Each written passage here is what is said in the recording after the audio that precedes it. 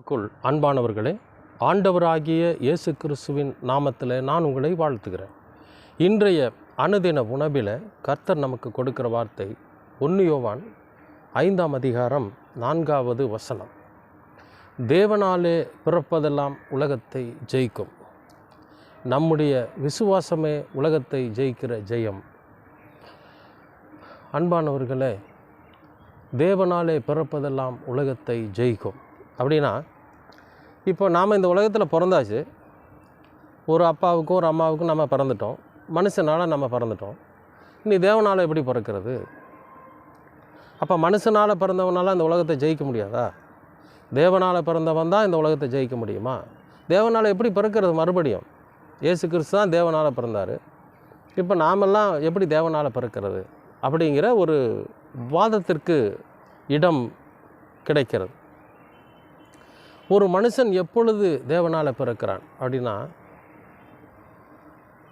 ஒரு நல்ல ஒரு சூழ்நிலையில், நல்ல ஒரு இடத்துல, ஒரு உயர்ந்த வசதியான இடத்துல ஒரு மனிதன் பிறந்திருக்கிறான்னு வைங்களேன். அவனுக்கு எல்லா ஐஸ்வர்யமும் எல்லா சௌகரியமும் இருக்கும். உடனே அவன் தேவனால் பிறந்திருக்கிறானா? அவன் எந்த விதமான கஷ்டத்தையும் அனுபவிக்கிறது இல்லையே, எந்த விதமான பிரச்சனைகளும் அவனுக்கு வர்றதில்லை. எல்லா விதத்துலேயும் அவன் சக்ஸஸ் ஆகிட்டே போயிட்டுருக்கிறானே. பணமும் பொருளும் எந்த நேரமும் அவனுக்கு அதிகமாக இருக்குது அப்படின்னா அவன் தேவனால் பிறந்திருக்கிறானா? நிச்சயமாக கிடையாது. உலகத்தை ஜெயிக்கிற ஜெயம்னா என்ன தெரியுமா? உலகம்னா பிசாசு. இந்த உலகத்தை ஜெயிச்சு பரலோகத்திற்கு அவன் போகணும்.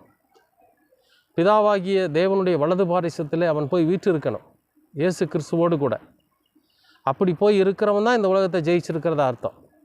சாதாரண இந்த சின்ன சின்ன விஷயங்களில், வேலை வாய்ப்பில், மற்ற காரியங்களில், பணத்தில், பொருளில், அரசியலில் ஜெயிக்கிறவன் உலகத்தை ஜெயிச்சிட்டதா அர்த்தம் இல்லை. அப்போ தேவனாலே பிறக்கிறவன் இந்த உலகத்தை ஜெயிக்க முடியும் அப்படின்னு சொல்லி ஆண்டவர் சொல்கிறார். நாமெல்லாம் மனுஷனால் பிறந்துட்டோம்.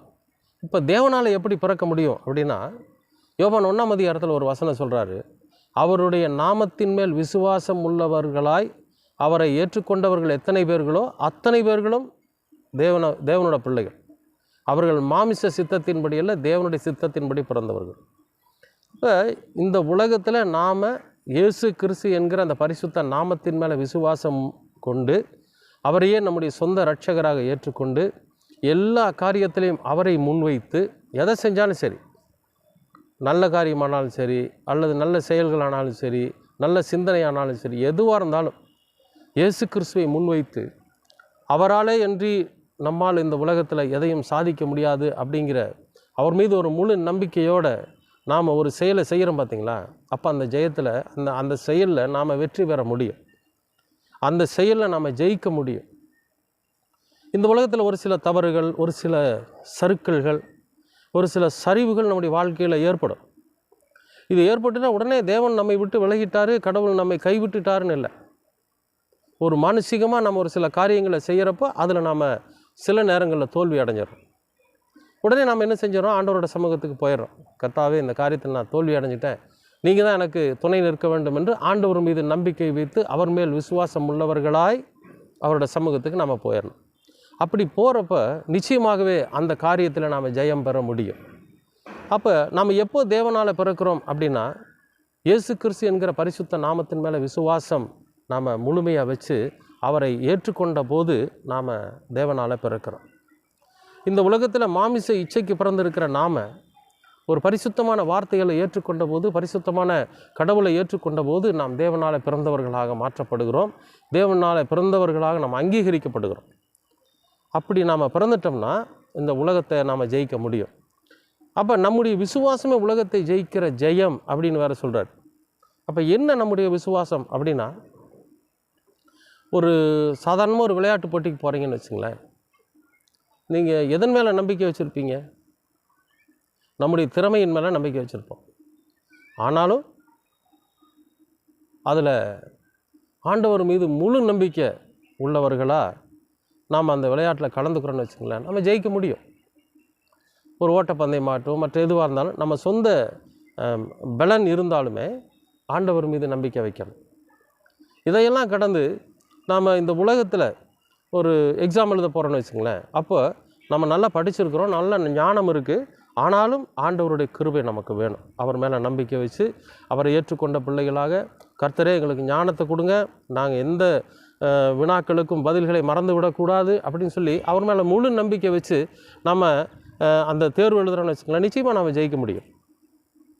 அப்போ நம்முடைய விசுவாசம் என்னன்னு கேட்டிங்கன்னா, நம்முடைய சொந்த நம்பிக்கையின் மீது அல்ல, நம்முடைய சொந்த திறமையின் மீது அல்ல, நம்முடைய சொந்த பலன் மீது நமக்கு நம்பிக்கை விசுவாசம் இல்லை. அதை நம்பி இருந்தாலும் நாம் கடவுள் மேலே முழு விசுவாசமாக இருக்கணும். கர்த்தர் நமக்கு நிச்சயமாக நல்ல ஞானத்தையும் நல்ல அறிவையும் நல்ல பலனையும் நம் ஜெயிக்கிற ஜெயத்தையும் கர்த்தர் நமக்கு தருவார் அப்படிங்கிற அந்த முழு விசுவாசம் இருக்குது பார்த்தீங்களா, அதுதான் இந்த உலகத்தை ஜெயிக்கிற ஜெயமா.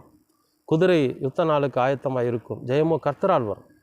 அப்போ இந்த உலக காரியங்களில் போட்டியிடுவதற்கு சரீர பிரகாரமாக சரீர பலனை கொண்டு சரீர ஞானத்தை கொண்டு நாம் ஆயத்தமாக இருக்கிறப்போ, எல்லாற்றுக்கும் முன்பாக ஆண்டவர் மீது நாம் வைத்திருக்கிற விசுவாசம், கடவுள் மீது நாம் வைத்திருக்கிற நம்பிக்கை நமக்கு முன்பாக சென்று நம்மை ஜெயம் பெற செய்யும்.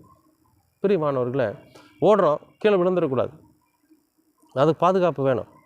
சண்டையிட போகிறோம், நாம் காயப்பட்டுறக்கூடாது, அதுக்கு நமக்கு பாதுகாப்பு வேணும்.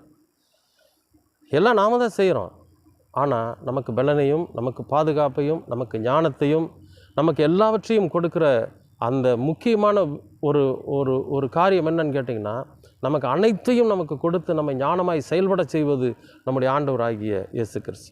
அதனால் அவர் மேலே நாம் முழு நம்பிக்கை வச்சு அவரை ஏற்றுக்கொண்டு அவருடைய பிள்ளைகளாக, அவர் மீது விசுவாசம் வைத்திருக்கிற பிள்ளைகளாக நாம் இந்த உலகத்தில் ஜீவிக்கிற போது நிச்சயமாகவே நாம் இந்த உலகத்தை ஜெயிக்க முடியும், இந்த பிசாசை ஜெயிக்க முடியும், இந்த பாவ உலகத்தை ஜெயித்து நாம் பரலோகத்திற்கு பாத்திரவான்களாக மாற முடியும், பிதாவின் வலது பாரிசத்தில் நாம் வீற்றிருக்க முடியும். அதுவே இந்த உலகத்தை ஜெயிக்கிற ஜெயம். கர்த்தர் உங்களை ஆசீர்வதிப்பார்.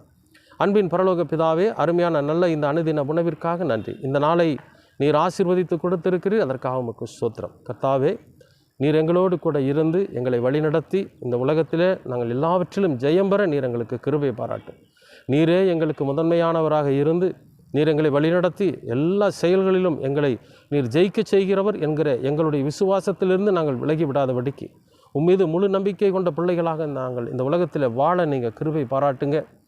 நாங்கள் உம்முடைய பிள்ளைகளாக, உம்மால பிறந்த பிள்ளைகளாக இந்த உலகத்தில் ஜெயம் பெற நீர் கிருபை பாராட்டும். தொடர்ந்து உமது அன்பும் கிருபையும் இயேசு கிறிஸ்துவின் போதனைகளும் எங்களை வழிநடத்தட்டும்.